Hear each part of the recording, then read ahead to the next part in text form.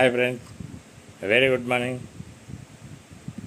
ఆజ్ఞలు పాటించడము ఈ రోజుల్లో ఎవరూ పాటించరు. కానీ అందరికీ మాత్రం గెలుపు కావాలి అనుకుంటారు. గెలుపు అంటే ఊరికే వచ్చేది కాదు, అది కష్టపడితే వచ్చేది.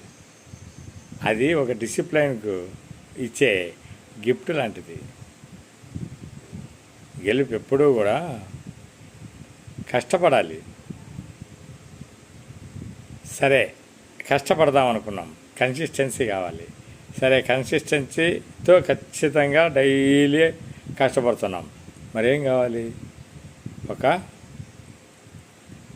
మైండ్ సెట్ కావాలి, సిస్టమేటిక్ ప్లానింగ్ కావాలి, అద్భుతంగా డిటర్మినేషన్ ఉండాలి, డెస్టినేషన్ ఉండాలి, అంతేకాదు డెడికేషన్ ఉండాలి, అంకిత భావంతో చేయాలి,